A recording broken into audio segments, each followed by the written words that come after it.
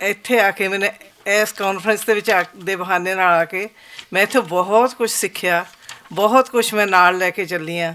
ਇੰਨਾ ਢੇਰ ਸਾਰਾ ਪਿਆਰ, ਅਤੇ ਮੈਂ ਦੱਸ ਨਹੀਂ ਸਕਦੀ ਕਿ ਮੈਂ ਕਿੰਨਾ ਕੁਛ ਝੋਲੀਆਂ ਭਰ ਕੇ ਲੈ ਕੇ ਚੱਲੀ ਹਾਂ ਇੱਥੋਂ। ਅਤੇ ਮੈਨੂੰ ਲੱਗਦਾ ਮੈਂ ਤੁਹਾਡੇ ਵਰਗੇ ਵਿਦਵਾਨਾਂ ਦੇ ਵਿੱਚ ਹਾਜ਼ਰੀ ਲਾਉਂਦੀ ਰਹਾਂ ਤਾਂ ਸ਼ਾਇਦ ਮੈਂ ਵੀ ਲਿਖਣਾ ਸਿੱਖ ਜਾਵਾਂ।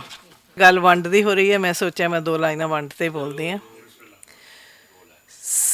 ਸੁਣਨੀ ਸਹੇਲੀਏ ਤੂੰ ਆਈ ਹੈ ਲਾਹੌਰ ਤੋਂ, ਸੁਣਨੀ ਸਹੇਲੀਏ ਤੂੰ ਆਈ ਹੈ ਲਾਹੌਰ ਤੋਂ, ਕੁਝ ਤਾਂ ਸੁਣਾ ਮੇਰੇ ਵੱਡਿਆਂ ਦਾ ਹਾਲ ਨਹੀਂ।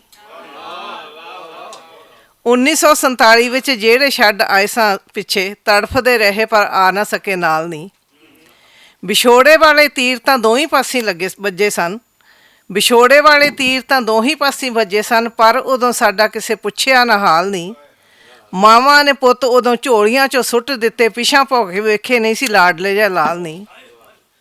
ਆਪਣੀਆਂ ਇੱਜ਼ਤਾਂ ਬਚਾਉਣ ਲਈ ਔਰਤਾਂ ਵੀ ਮਾਰ ਗਈਆਂ ਡੂੰਘੇ ਡੂੰਘੇ ਖੂਹਾਂ ਵਿੱਚ ਛਾਲ ਨਹੀਂ।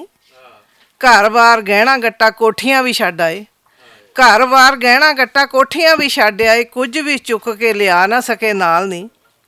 ਅੱਜ ਵੀ ਤਾਂ ਦੋਵੇਂ ਭਾਈ ਜ਼ਬਾਨ ਇੱਕੋ ਬੋਲਦੇ ਨੇ, ਅੱਜ ਵੀ ਤਾਂ ਦੋਵੇਂ ਭਾਈ ਜ਼ਬਾਨ ਇੱਕੋ ਬੋਲਦੇ ਨੇ। ਪੰਜਾਬੀ ਵਿੱਚ ਪੁੱਛਦੇ ਨੇ ਦੋਵੇਂ ਹਾਲ ਚਾਲ ਨਹੀਂ। ਡਾਢਿਆਂ ਨੇ ਪਤਾ ਨਹੀਂ ਕਿਉਂ ਜੁਦਾ ਕਰ ਦਿੱਤੇ, ਹਾਕਮਾਂ ਨੇ ਪਤਾ ਨਹੀਂ ਕਿਉਂ ਜੁਦਾ ਕਰ ਦਿੱਤੇ, ਅੱਜ ਵੀ ਨੇ ਕਰਦੇ ਗੁਆਚਿਆਂ ਦੀ ਭਾਲ ਨਹੀਂ।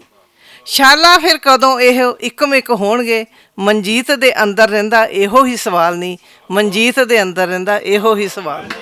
Thank you.